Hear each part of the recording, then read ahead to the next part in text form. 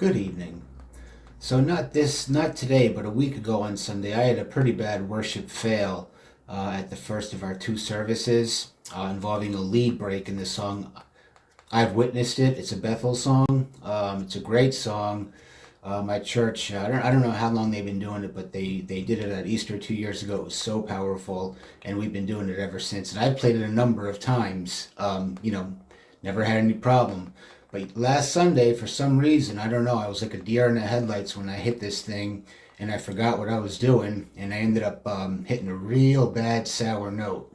And it was a real shame because this was the last song of our worship, initial worship set. The pastor's up there, he's got his arms up. It's a powerful song, and it culminates this into this really great instrumental. And I soured the whole thing up with a bad note. I played it okay at the 11 o'clock, the second service. But I didn't know what happened initially. I think the problem was I was breaking my own rules. I had made an earlier video about the importance of, if you have a lead, break it down, try and figure out how it relates to the key you're in and whatnot. So I didn't do that in this case. I basically just memorized the tab. And again, I said I played this a number of times, but I don't know what happened. So I wanna break it down here. I want to break it down with the chords and see what I could have learned, what I could have put into my head prior to doing this that would have eliminated the possibility of making that mistake. But I'll go ahead and play it here now, and then I'm going to cut. We'll listen to the 9 o'clock service where I made this bad mistake, and then we'll listen to the 11 o'clock. They're only a few seconds each. It's a quick lead break, but you'll hear the difference and you'll hear how bad that note sounds. So I'm just going to play it now once, and then we'll listen to them, and then we'll look at the chords and whatnot.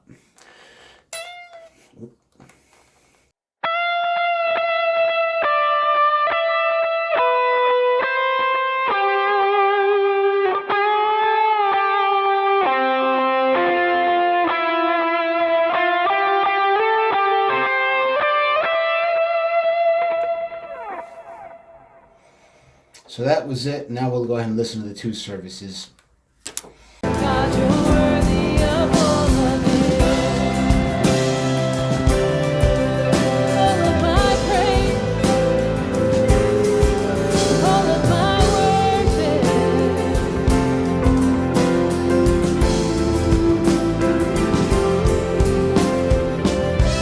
You're good and God, you're worthy of all of it.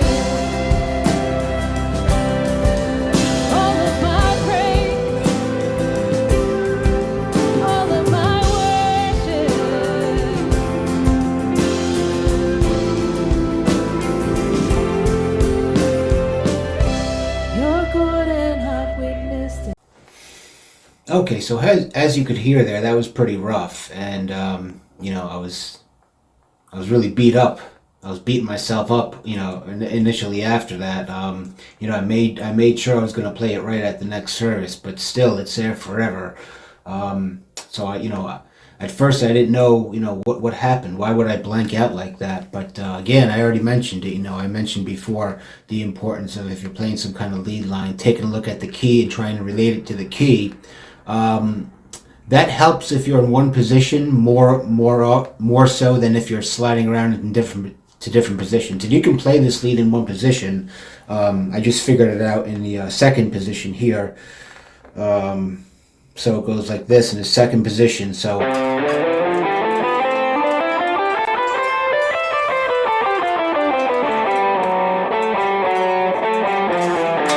that's that, second position of C starting there.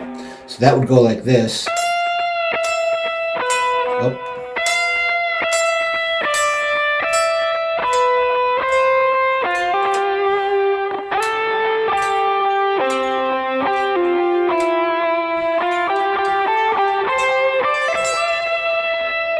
I just figured that out, so I don't have that sharp. But you can tell if you're going to do that, as long as you know what position you're in, it's hard to play a wrong note, even if you have to slide around to the right one. And more often than not, when I would make a mistake like that in the past, I would catch myself and slide to the correct note, like I did there a couple times, or even in this instance, like I would do something like this.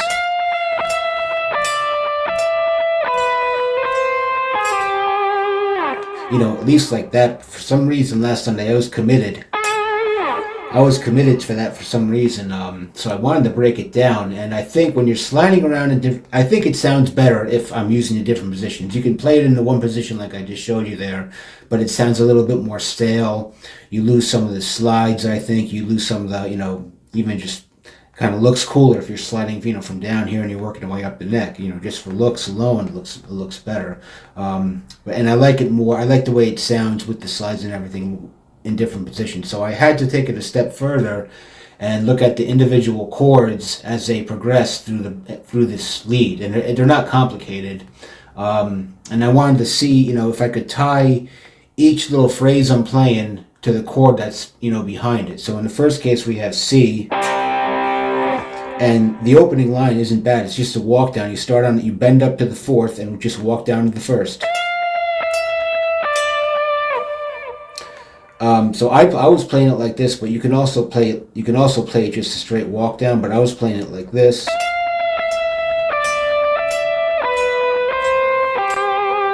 But you can also play it like this. I'm not really sure which way it is on a recording. I haven't listened close enough.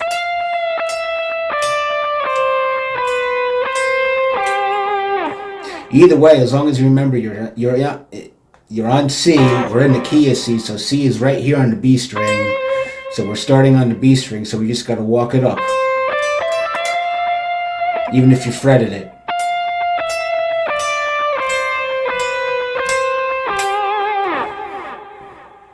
So I had landed on this G sharp here. And when we look at the second chord and the only three notes are played on this A minor 7, which is the second chord, are these three. So when I took a closer look at it, I realized right away that the correct note is the minor 7th of the A minor 7, that being the G. So also down here,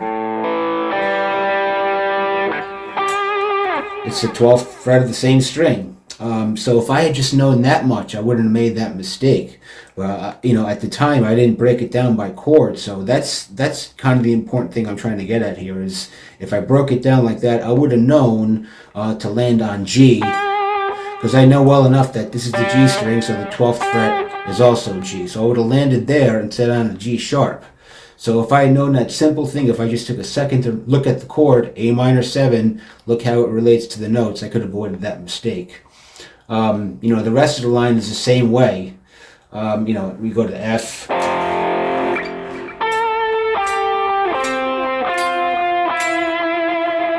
And then we're back on A minor 7. And again, this is another one of the ones you want to land on right. I don't want to land on here or down here. I want to land on the right note. So if I look at that, we're on an A minor 7 chord in the background. So what note is this?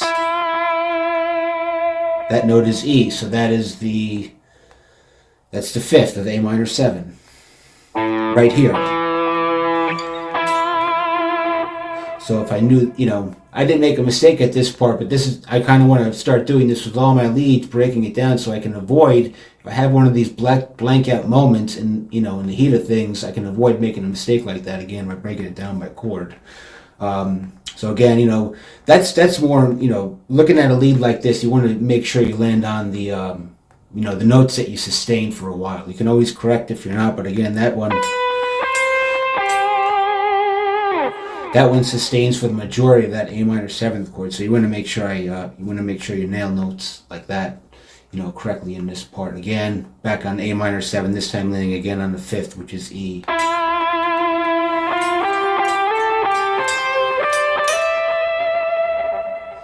The final phrase is back in C, and it just uses that same shape that we started with. Instead, we're walking up, and then before that, we slide.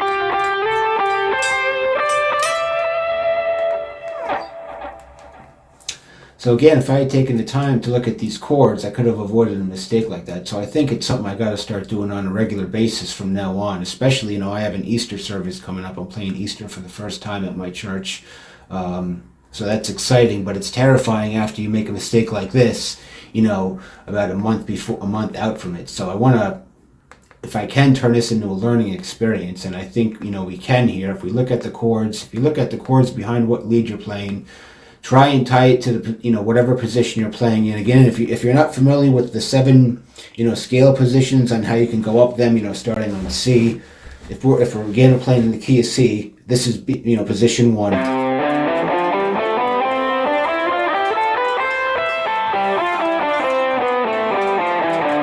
This is position 2, right here.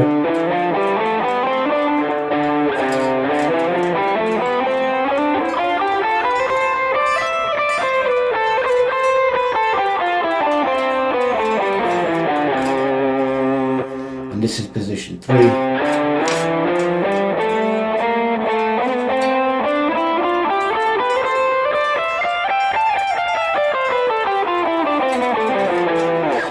As you can see, I don't have them that, quite sharp, but I have a background knowledge of them, so I can, if I look at a lead, I can associate it. I can look at what I'm playing, what fret I'm on, and I can associate it with the position. So if you never looked at those, look at those. Try and memorize the 7 scale positions, and that'll help your fretboard knowledge a great deal. But again, just looking at the chords behind whatever you're playing, it's something I just got to start doing to avoid mistakes, because I don't make mistakes like this too often. I maybe get like 1 or 2 a year that are really, ear sores like that. But I kind of want to try and eliminate them altogether, because, it's not about playing perfectly or playing great at church. I get it, but at the same time, I don't want to interrupt anyone's worship by playing something so wrong that it would clash with the whole song. So that's kind of what I want to avoid.